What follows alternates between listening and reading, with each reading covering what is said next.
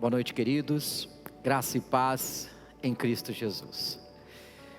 É uma alegria, mais uma vez, estarmos reunidos para falarmos do amor de Deus.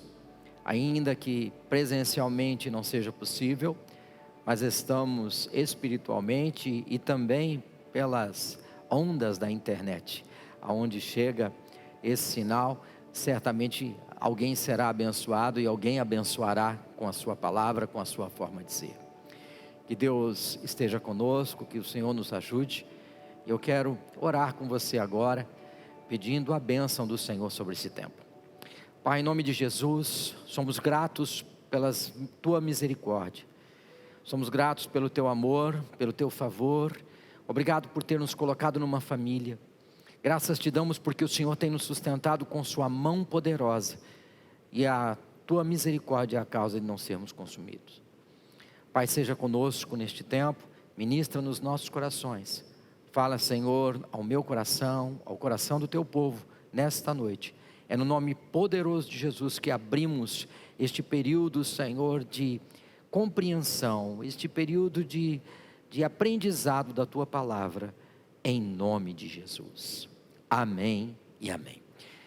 Querido, fique agora com um louvor e logo em seguida nós voltaremos para ministrar a palavra do Senhor. Até já. É muito bom viver em comunhão com o nosso irmão, né? Eu nunca fiz isso, sempre tive curiosidade de fazer. Olha para o irmão do teu lado e diz: é muito bom que você está aqui hoje. Desculpa, pastor, eu sempre tive essa vontade. Vamos celebrar ao Senhor!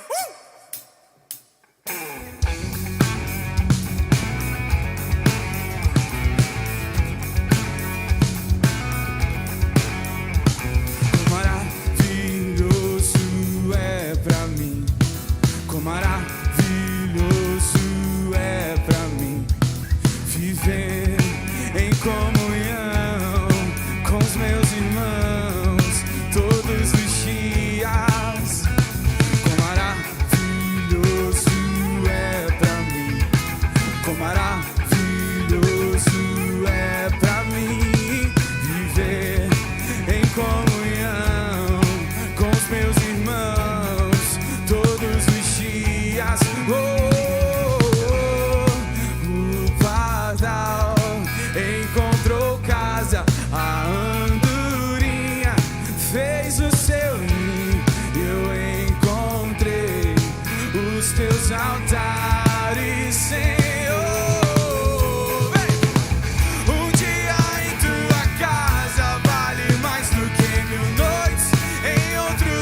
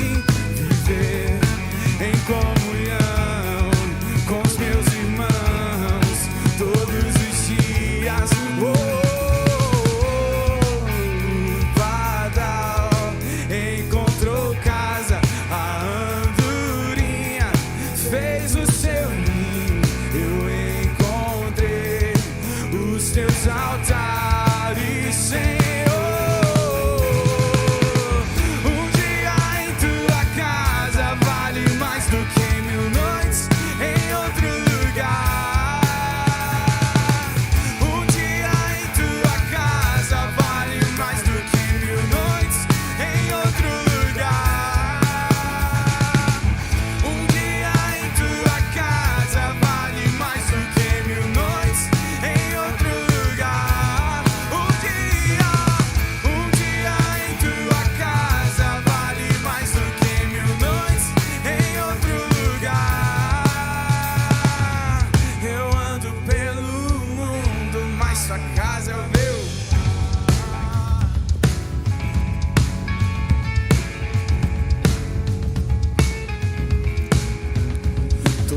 na rocha, todos firmes na rocha, todos firmes na rocha, todos firmes na rocha, todos firmes na rocha, todos firmes na rocha, todos firmes na rocha, todos firmes na rocha. Um dia em tua casa vale mais do que 1000 noites em outro lugar. Um dia em tua casa vale mais do que 1000 noites em outro lugar. Um dia em tua casa vale mais do que 1000 noites em outro lugar. Um dia em tua casa vale mais do que 1000 noites em outro lugar. Eu ando pelo mundo, mas sua casa é o meu lar.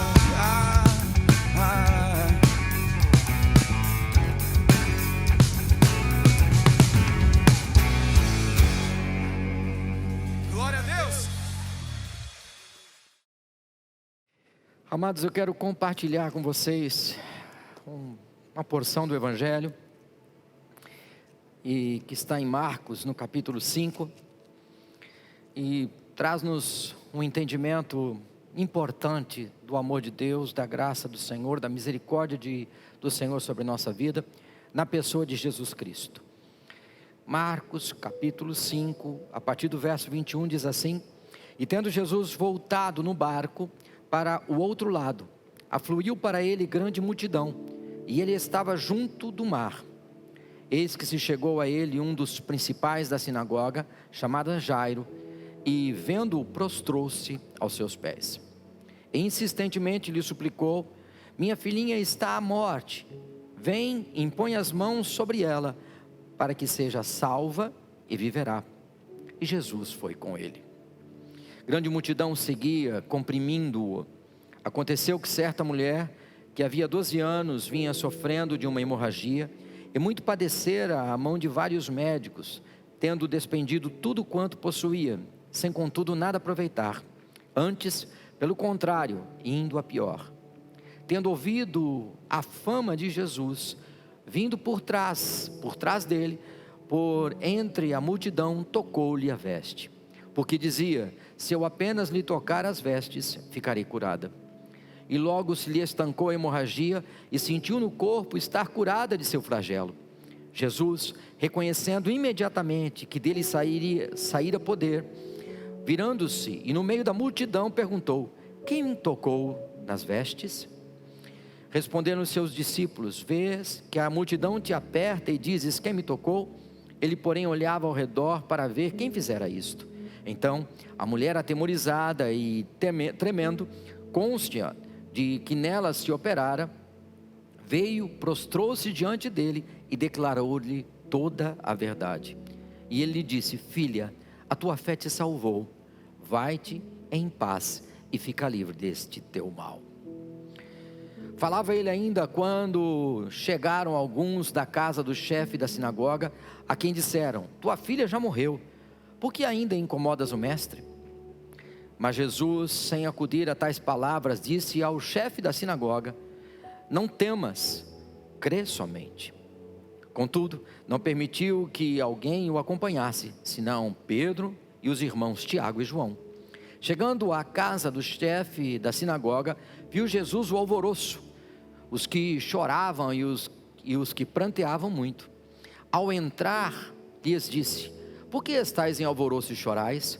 A menina não está morta, mas dorme. E riam-se dele. Tendo ele, porém, mandado sair a todos, tomou o pai e a mãe da menina, da criança, e os que vieram com ele, e entrou onde ela estava. Tomando-a pela mão, disse: Talita, ou Talitá, cumi, que quer dizer: menina, eu te mando, levanta-te. E imediatamente a menina se levantou e pôs-se a andar, pois tinha 12 anos. Então ficaram todos sobremaneira admirados, mas Jesus ordenou-lhes expressamente que ninguém soubesse, e mandou que dessem de comer a menina. Vamos orar ao Senhor. Pai, em nome de Jesus, ministra aos nossos corações, fala a cada um de nós, aonde chegar esta palavra, que de alguma forma possa haver um impacto para uma transformação de vida, e que a fé seja acrescida na vida dos teus filhos. Nós oramos no poder do nome de Jesus, amém.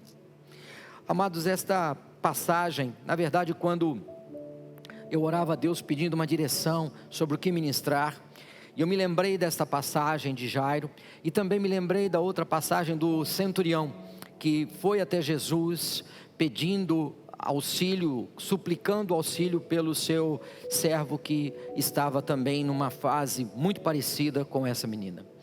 Nós vemos nessas duas passagens que eram pessoas, quem procura Jesus, eram pessoas que tinham um certo grau de influência, eram pessoas que tinham uma certa importância no meio da sociedade, pessoas que trabalhavam, e a sua forma de agir se identificava com a sua liderança. As pessoas olhavam para ele com uma liderança, tanto no caso do centurião, quanto o caso de Jairo, que era um dos principais da sinagoga, alguém que conhecia a Torá, alguém que conhecia os profetas, ele conhecia a lei, e diante da situação, diante do momento tão grave pelo qual ele estava passando, não havia para ele uma outra possibilidade, e então ele busca em Jesus a solução para o seu problema. Muitos de nós, queridos, passamos o nosso tempo e gastamos a nossa vida buscando ao redor soluções, em vez de procurarmos primeiro a Jesus, primeiro ao Senhor. Nós acabamos lançando mão de todas as nossas possibilidades para depois buscar a Deus. A verdade é que eu imagino que Jairo tenha agido da mesma forma, imagino que esse centurião tenha agido da mesma forma, e nos dois casos nós encontramos pessoas no seu limite, no seu ponto máximo, e num ponto em que precisavam de uma ajuda, e esta ajuda precisaria ser sobrenatural. Junto com essas duas histórias, aparece mais uma, no meio da história de Jairo, uma mulher que tinha o fluxo de sangue, uma mulher que não teve a vida inteira esse fluxo de sangue, mas já há 12 anos sofria por causa desta enfermidade. O texto diz que ela gastou todos os seus recursos, e mesmo tendo gasto os recursos com os médicos, ela não melhorava. Antes diz que ela ia cada vez pior, porque a doença, quando ela entra na vida da gente, ela vai nos levando cada vez mais para uma situação que degrada o corpo, degrada as emoções, degrada o psicológico, e acaba afetando a mente de alguma forma. Muitas enfermidades que estão no corpo acabam afetando também o nosso psicológico e a nossa mente, como também é verdade que muitas das enfermidades que nós temos nas emoções, por momentos difíceis que nós tenhamos vivido, e que acabam de alguma forma se traduzindo em enfermidades para o corpo. E o Senhor, quando ele morreu na cruz do Calvário, ele morreu para cumprir a totalidade da bênção na minha vida e na sua vida. O profeta Isaías, ele diz que o castigo que nos traz a paz estava sobre ele, e sobre as suas pisaduras nós fomos sarados. Eu tenho o hábito de dizer isso todas as santas ceias. Nós citamos Isaías, nós citamos esse texto que fala sobre o sacrifício de Jesus, a via dolorosa de Jesus para nos salvar, como ele foi enfermado para que nós tivéssemos saúde. E agora Jesus ainda vivo, Jesus ainda não tinha sido entregue aos fariseus, Jesus ainda não tinha sido entregue aos romanos. Jesus neste momento ainda estava pregando o evangelho e anunciando o reino de Deus. Ele estava falando sobre princípios. As pessoas queriam ouvi-lo porque ele tratava de princípios, ele mostrava a grandeza da palavra de Deus, ele mostrava a grandeza do Deus a quem ele servia, ele mostrava a grandeza do seu Pai, e então trazendo o homem a uma vida realmente de andar na presença dele.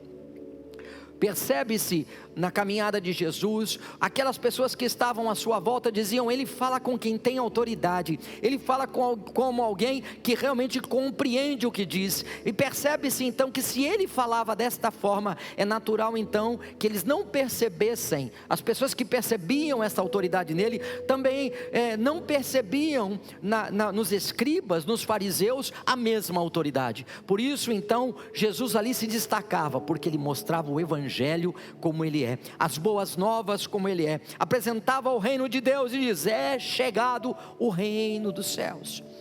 Ele veio para nos levar de volta a Deus. A função do Senhor Jesus nesta terra era levar cada um de nós de volta a Deus, através do seu sacrifício vicário na cruz do Calvário, levar o homem a ter um encontro profundo com Deus e se voltar para Ele. Ou seja, é a adoção do homem, o homem adotado em Cristo para Deus.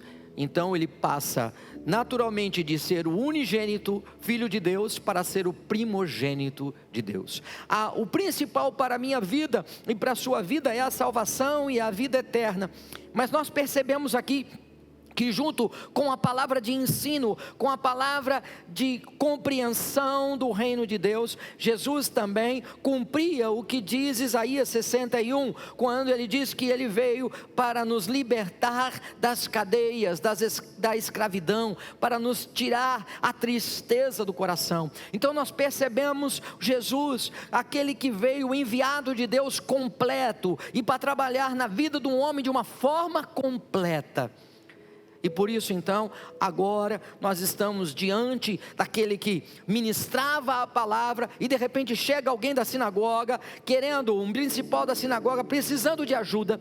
E eu pesquisei sobre Mateus, sobre Marcos e sobre Lucas, quando fala sobre esse texto. E o interessante é que, apesar das palavras serem diferentes, de cada um expressar de uma forma, na sua forma de ser, na sua pessoalidade, porque o Espírito Santo que agiu em Mateus, em Marcos e Lucas é o mesmo, mas a pessoalidade de cada um estava preservada. E olhando então para o texto, nós percebemos que não se trata apenas de ela estar enferma e ainda com vida, mas olhando para o texto, buscando as palavras no original, a gente chega à conclusão de que quando Jairo procura ajuda, é porque realmente já não há mais o que ser feito, já não poderia ser humanamente mais o que ser feito. Eu imagino que se esta mulher que estava enferma, aquela que estava com hemorragia, gastou todos os seus haveres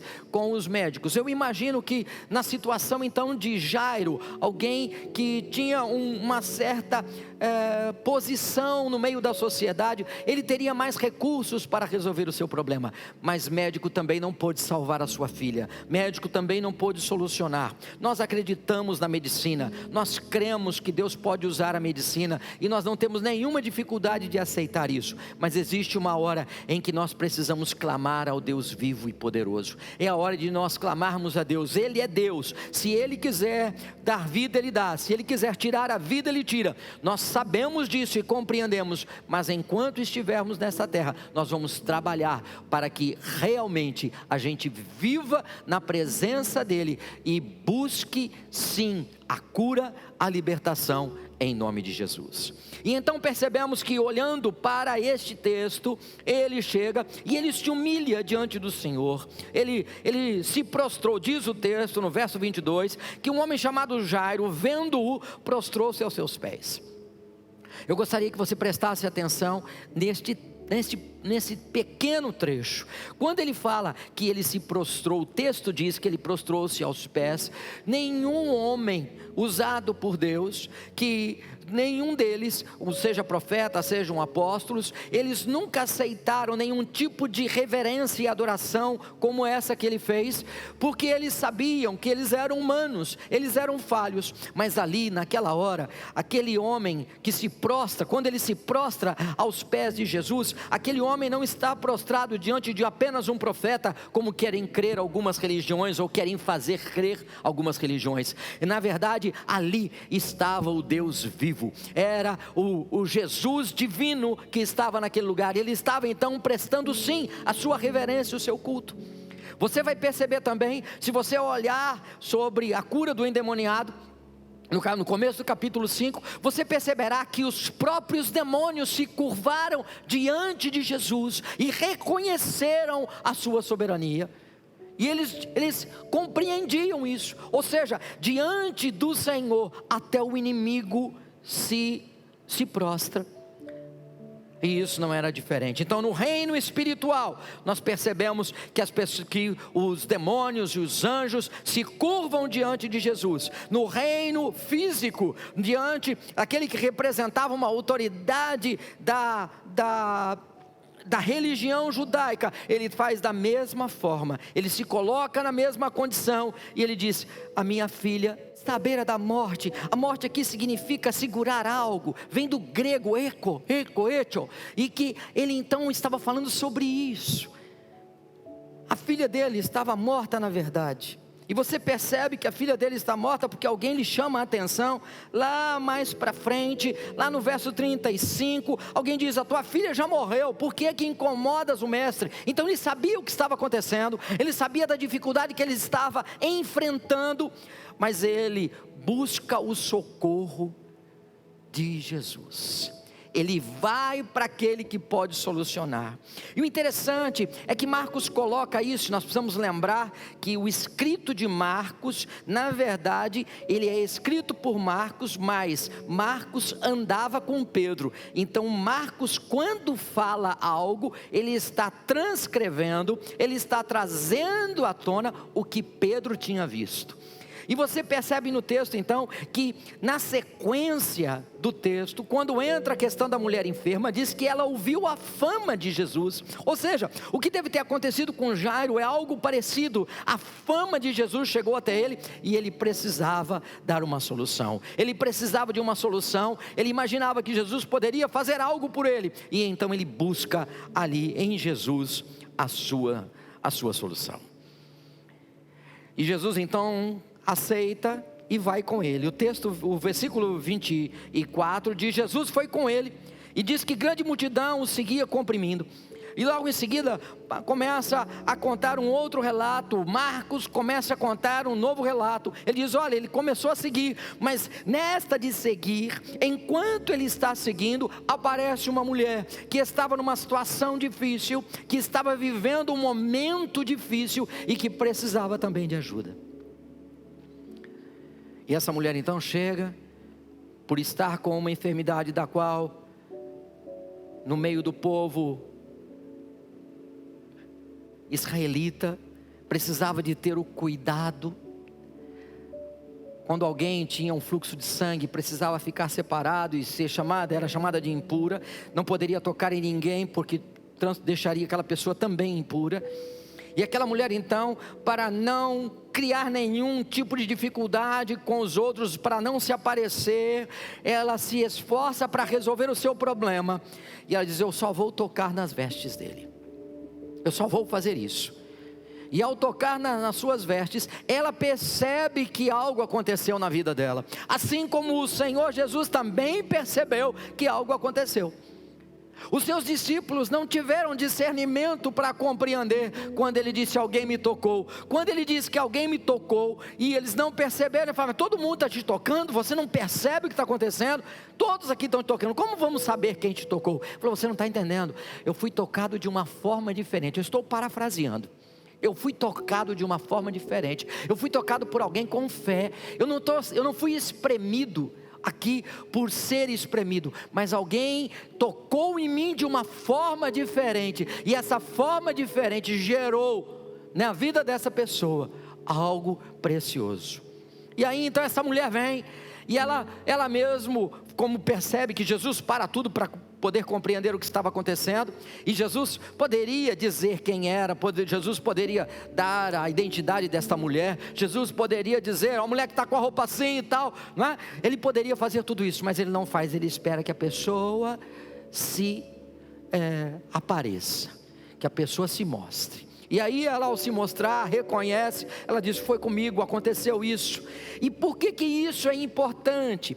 Porque o milagre feito na vida de alguém, em que alguém recebe o milagre, mas não fala nada sobre o milagre que ela fez, ela não dá glória a Deus. Esse milagre, ele tem um poder muito pequeno, porque ele só resolve o problema da pessoa. Ela não consegue, esse milagre então, ele não tem o efeito necessário, porque a função do milagre é levar as pessoas a reconhecerem a glória de Deus. Por isso que precisamos entender, às vezes temos vergonha, oramos, pedimos para que Deus haja, e quando Deus age a gente se acaba fechando, esperando, né? Conta para um, para outro, mas é preciso proclamar que o mesmo Deus que operava no passado, opera hoje e vai operar amanhã, em nome de Jesus. E essa mulher então confessa, ela diz o que aconteceu com ela. Ela se prostra diante do Senhor, e Jesus então fala para ela: filha, a tua fé te salvou. É importante pensar sobre isso. Quando ele diz a tua fé te salvou, não está dizendo a tua fé te salvou para a vida eterna, porque ela já mostrava ter fé em Jesus, no sentido de que ele poderia fazer o milagre na vida dela. Ele diz: vai-te em paz e fica livre do teu mal. Jesus então completa a obra e a bênção na vida daquela mulher. E enquanto isso estava acontecendo, de repente então chegam as pessoas próximas dele e diz: olha, e conversa com Jairo, não adianta fazer mais nada, tua filha está morta. Do grego apotenesco, que significa sua filha pereceu. Mas Jesus, sem dar atenção às palavras de quem trouxe a má notícia, ele olha para Jairo e diz para Jairo o seguinte: não temas, creia somente. Preste atenção nisso. Parece que não, mas essas duas passagens, elas estão interligadas. Propositadamente, o Senhor fez com que a coisa acontecesse dessa forma. Uma mulher que acaba no meio do caminho, quando nós precisamos de uma solução, nós queremos para ontem, nós temos urgência de que aconteça. E aquela mulher então, no meio do caminho, em que Jesus já estava indo para resolver o problema da filha de Jairo, para resolver o problema da família de Jairo, aquela mulher no meio do caminho atrapalha. Pensa-se, atrapalha, na verdade não foi, Deus sabia o que estava fazendo, Deus já estava trabalhando na vida de Jairo. Preste atenção nisso, aquele milagre daquela mulher que teve o seu fluxo de sangue cortado, acabado, resolvido, sarado, aquela foi importante para Jairo. Porque Jairo, quando vai conversar com Jesus, e ele diz: olha, põe a mão sobre ela, para que seja salva e viverá. E agora Jesus sai, no meio do caminho Jesus faz um outro milagre. É algo para ele começar a pensar: é possível. Aquela mulher tem 12 anos, a idade da minha filha. Quando a minha filha nasceu, aquela mulher começou a ter problema. É a mesma idade, e se Deus operou na vida dela, que está 12 anos sofrendo, Ele vai operar na vida da minha filha. Quando então vem os seus amigos, aqueles que estavam por volta dele, e chegam e se apresentam para ele dizendo: olha, não adianta fazer mais nada, acabou-se, não há mais o que fazer. Jesus então, com misericórdia, com o seu jeito todo compassivo, ele vira para o homem e diz: não temas, crê somente. Não temas, crê somente. O homem pode dizer que morreu, mas somente a vida será tirada se Deus quiser. Se Deus não quiser, não tira. Deus é Deus da vida e é Deus da morte.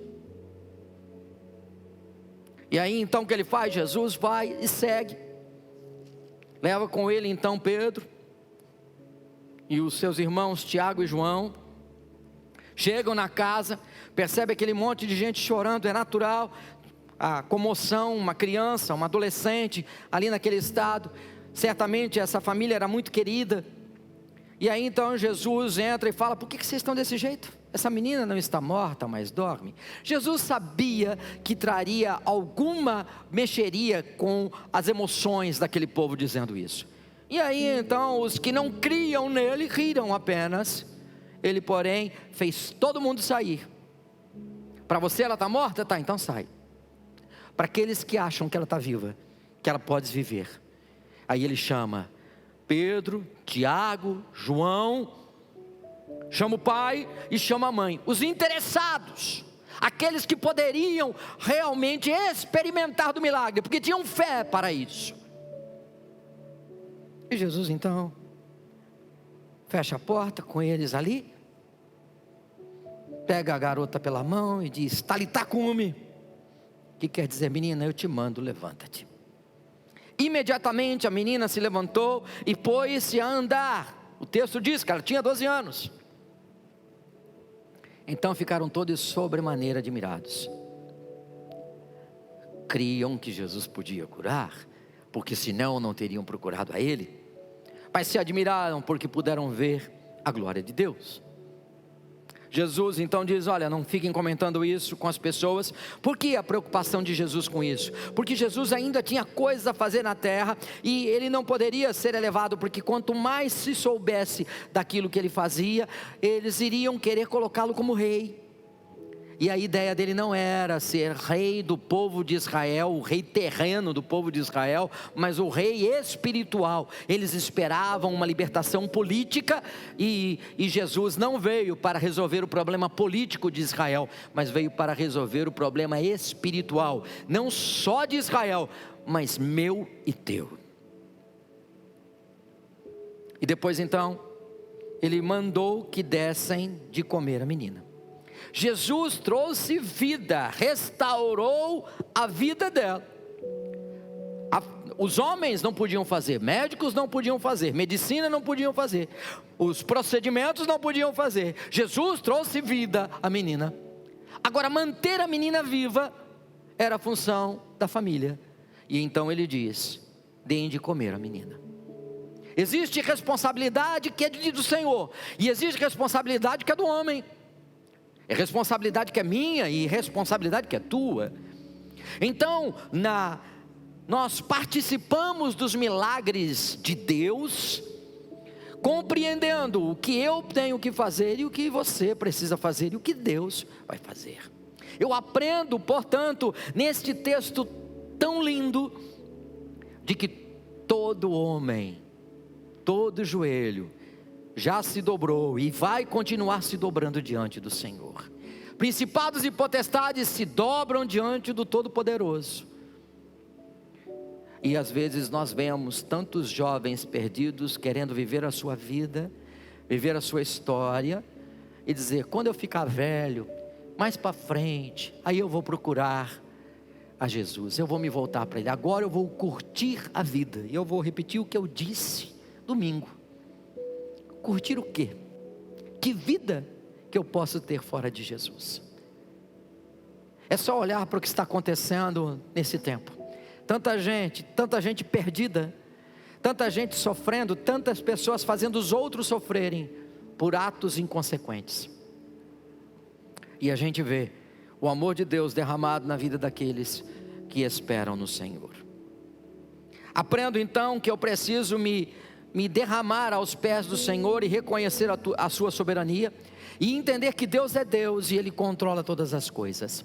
Aprendo também que é preciso ter fé, e a fé, ela precisa ser operante, ela precisa ser operacional. A fé não me faz ficar parado, a fé me leva a me movimentar, a fé me faz sair do meu ponto, da minha zona de conforto, e me leva a um outro patamar, me leva a desafios, me leva a vencer as dificuldades que estão à minha volta.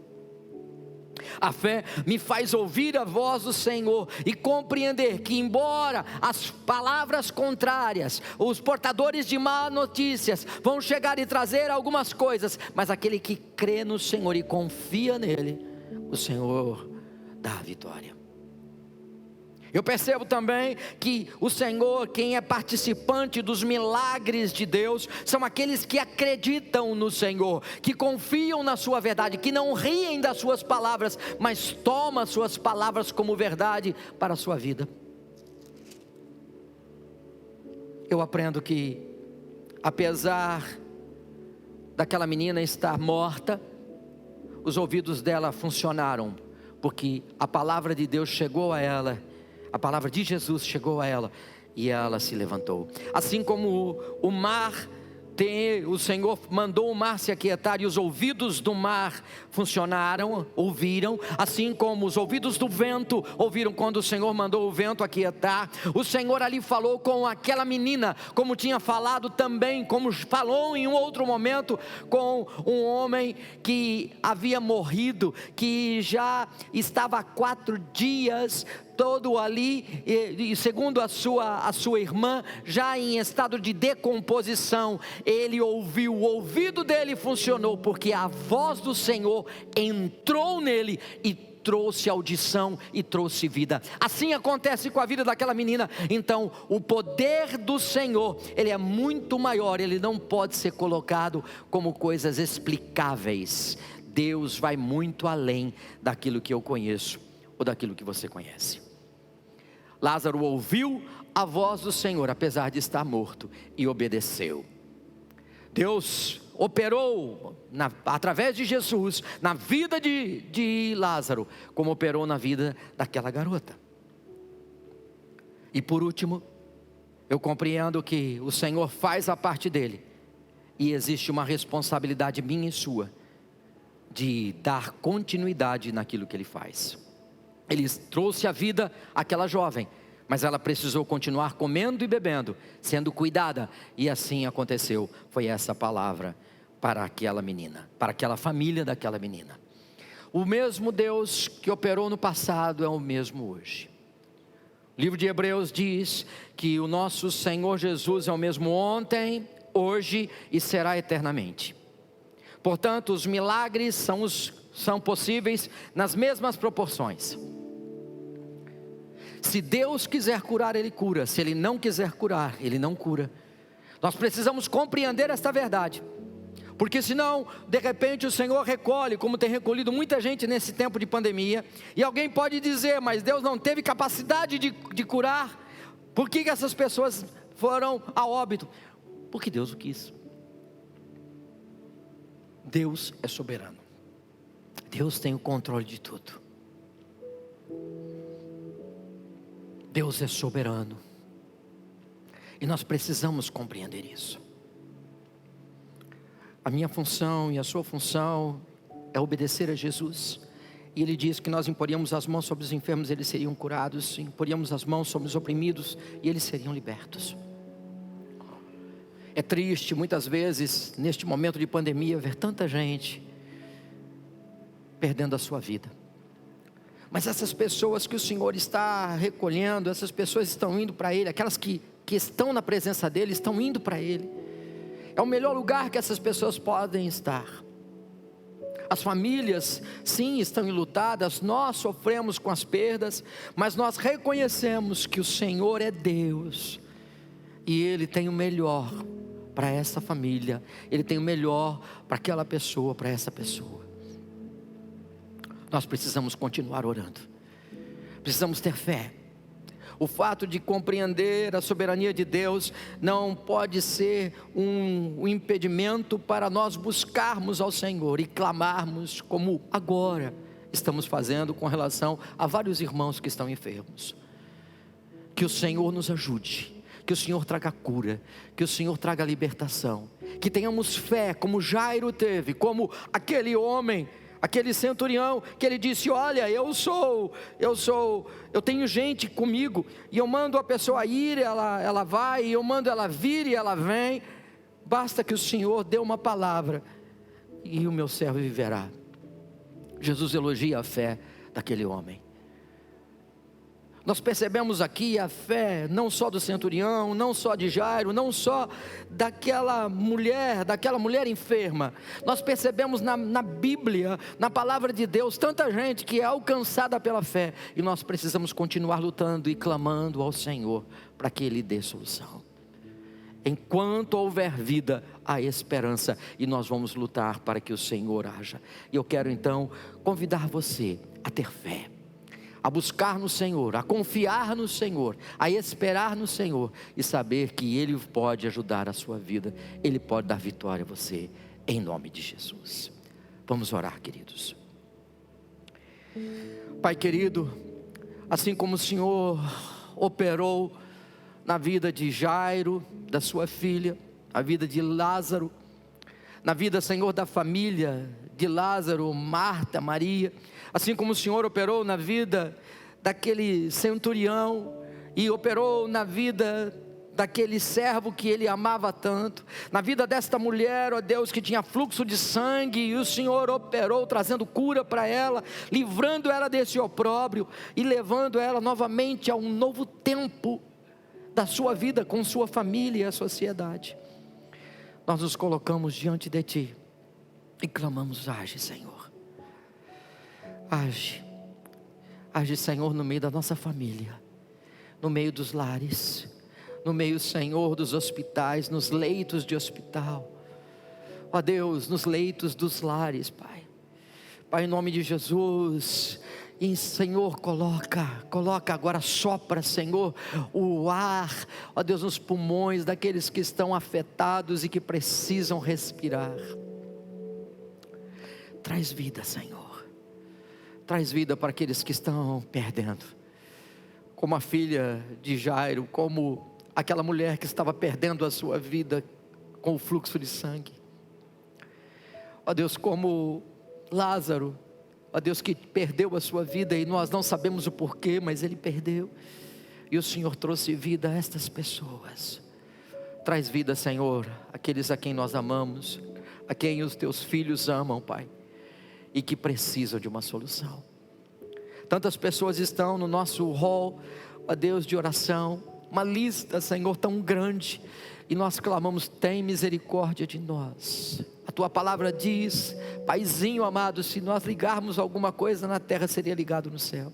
Segundo a Tua vontade, Senhor, que é soberana, nós clamamos pelas pessoas e Te pedimos, Pai, entra com providência, traz saúde para o enfermo no corpo, mas também para o enfermo, Senhor, que está agora abatido na sua alma, que não tem problemas no seu organismo, ó Deus, mas que está apavorado, que não consegue viver diante desta pandemia, que o temor, o terror tem perturbado a sua alma. Traz alívio para eles também, Pai, ó Deus, e socorre a Tua igreja. É no nome poderoso de Jesus que nós oramos. Amém. Creia que o Senhor pode mudar a sua vida. Ele é Deus de mudança, de transformação, de ressurreição. Ele não faz somente vida física a nós, mas Ele traz abundância de dias, Ele traz leveza de alma, Ele faz com que a gente supere as dificuldades.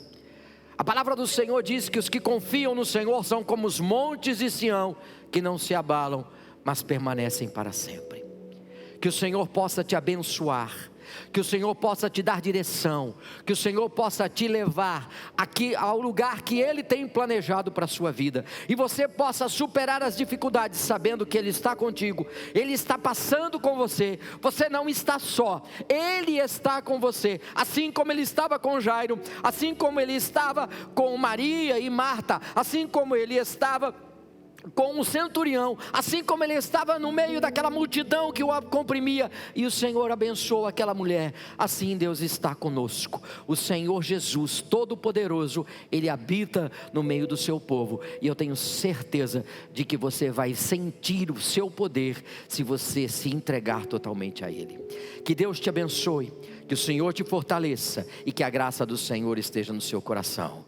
em nome do Senhor. Eu despeço você dizendo que o grande amor de Deus o Pai, que a graça do nosso Senhor e Salvador Jesus Cristo e as doces consolações do Espírito de Deus estejam sobre tua vida, casa e família, agora e sempre.